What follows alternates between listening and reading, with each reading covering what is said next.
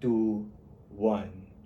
Mr. Speaker, ladies and gentlemen, when Fukuyama mentioned that the end of society is when every country is now a liberal democracy, puts democracy asymmetrically on a pedestal, and oversimplifies the narrative to what is absolutely good, and we should achieve and aspire for that in every way, shape, and form.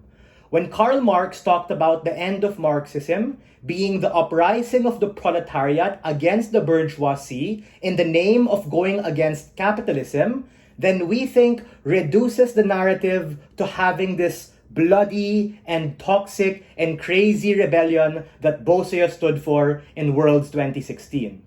The problem with these narratives is that they claim that these particular ideas and history have an ascribed path to have to move toward in terms of that being the end, and this comes from a very toxic and radical point of view. That is to say, hyper-democratization and ultranationalism from Fukuyama, or the bloodshed at the hands of the proletariat against the bourgeoisie by Karl Marx, wherein the ironic part is that the proletariat who go against the bourgeoisie become the very oppressive ruling class and force that they wanted to topple against.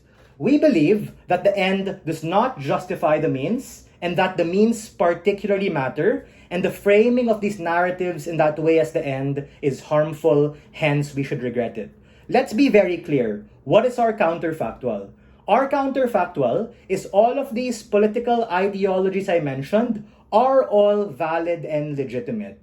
We reject them as the end and reject their very radicalized process in terms of arriving at that, and we support the full spectrum of political reality as what we see in the Overton window. Whether that be Marxism, whether that be democracy, whether that be centrism, the beauty of society is that true choice and agency on an individual and collective lens can best happen when you're free to be able to gravitate towards that spectrum. You're not too radical, you're not too left, you're not too right, you can be a centrist.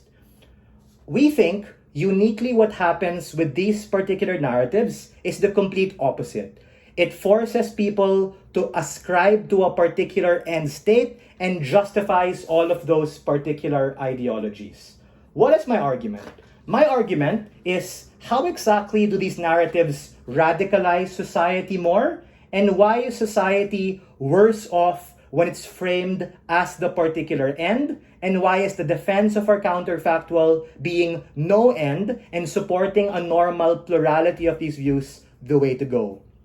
A, we think that these particular narratives often portray that ideology as the gold standard and that the end is the best and ultimate form of that. That is to say, the end goal of Fukuyama is everyone being a democracy. The end goal of Marx is absolute Marxism, wherein we reject capitalism in all its ways, shapes, and forms, and subscribe to this idea that people have to go against the ruling class and those people who stand in their way.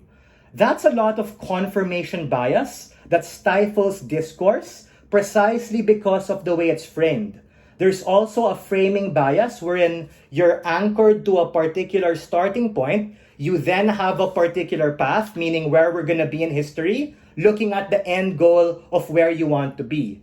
The harm, ladies and gentlemen, is that it romanticizes that particular ideology and sends the message that we don't care about how the path or history is going to be like, as long as we're able to gravitate to that actual end.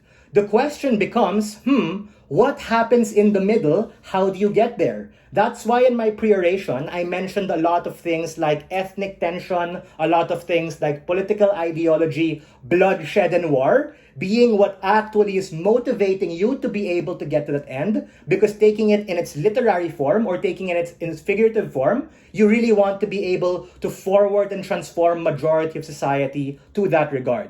But side opposition might be like, well, Josef, it's not like a literal thing, right? Meaning not everyone will be like that. People can still have the choice and agency, even if it's framed as the end. But the problem here, ladies and gentlemen, is that you stifle discourse. You create a message of in-groups and out-groups, and people within that political ideology are probably not inclined to listen to anything outside their worldview because you've already framed that as the end. So from the get-go, when they learn about this ideology from their religion, from their culture, from their parents or in school or from the state, it becomes the anchor point of which a lot of their actions later on in life become motivated by, and that in and of itself makes them more radicalized and robs them the capacity on an individual and collective level to make a decision. If any of that was unclear so far, I can take a POI.